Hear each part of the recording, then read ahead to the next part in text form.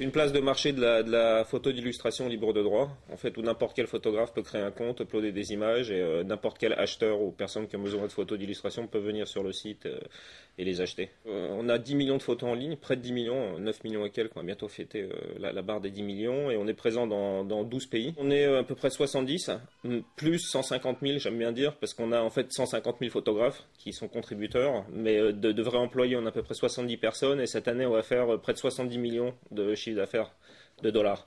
Donc ça fait à peu près 1 million par employé, ce qui est un ratio plutôt pas mal, quoi. Mais notre cible client, en fait, c'est donc c'est un site B2B ou C2B, ce qu'on on a bien appelé ça, puisque c'est du contenu en fait généré par les utilisateurs, et l'utilisateur final, c'est toutes les PME en fait. Toutes les PME, toutes les sociétés qui ont un site web, un blog ou qui ont un minimum de communication avec leurs clients ont besoin d'images. Donc ça représente potentiellement des dizaines de millions de clients dans le monde, puisqu'il y a 20 millions de PME aux États-Unis et le même nombre en Europe. Donc juste la somme de ces deux chiffres fait 40 millions de clients potentiels. On en est encore loin, on a aujourd'hui à peu près 2 millions de membres, mais ça montre que le taux de pénétration aujourd'hui de Fotolia au sein du marché, c'est probablement que 5% par rapport au potentiel global. On peut aujourd'hui légalement avoir une image pour 1 euro. Donc ça fait plus aucun sens, je veux dire, de voler l'image.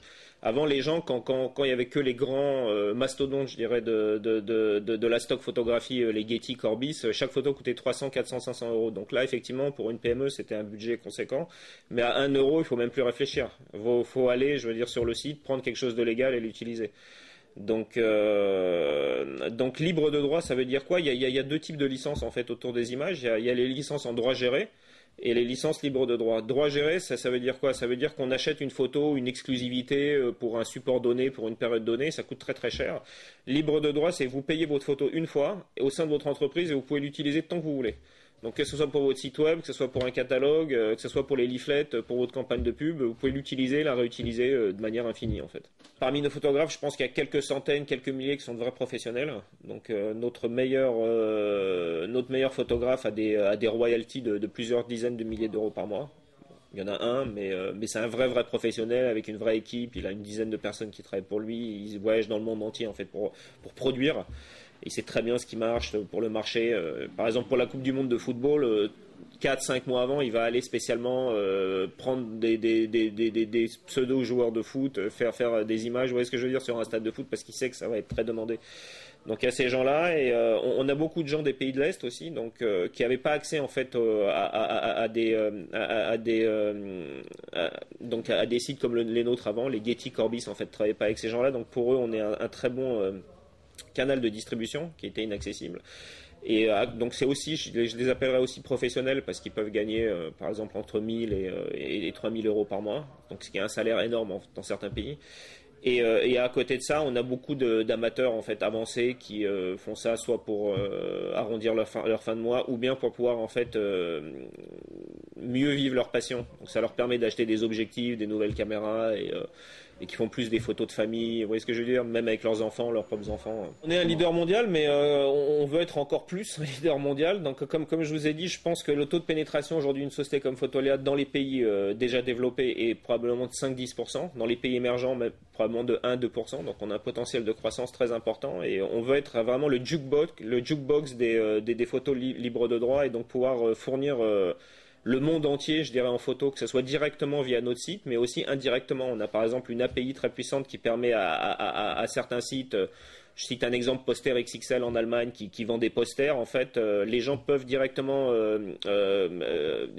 chercher des photos sur la banque d'images Fotolia, mais au sein de Poster XXL, donc intégrer les images et acheter des posters. Et ça pour tout type en fait de produits finaux qui a besoin de photos, il faut que Fotolia soit présent et que ça soit directement via le site Fotolia ou via notre API proposer des photos. Donc ça c'est notre objectif et premier objectif. Et deuxième objectif, c'est essayer de lutter bien entendu contre l'utilisation, comme vous avez bien noté, illégale des images. Et même si on vend les photos pas chères, ce que je veux dire, c'est qu'il vaut mieux quand même les vendre et faire gagner, je veux dire, un certain revenu à des photographes, surtout qui peuvent être très conséquents vu le volume, que d'aller voler les images et prendre des risques pour rien. Donc, on a ces deux missions et aller encore plus loin. On est aujourd'hui dans 13 pays, mais il y a 250 pays dans le monde, donc on veut vraiment être partout, marché après marché. et grossir notre banque d'images. On a aujourd'hui 10 millions d'images, mais à la vitesse où ça va, on acquiert environ 20 000 images par jour, dont la moitié, même un peu plus, sont acceptées. Donc notre banque de données augmente en fait de 12 000 images par jour. Donc d'ici 5 ans, on va avoir 20 millions d'images et ça va tout représenter, quoi. Il faut qu'on puisse, quelle que soit votre idée en fait, il faut que vous puissiez le taper dans le moteur de recherche Fotolia, il faut qu'on vous montre la bonne image.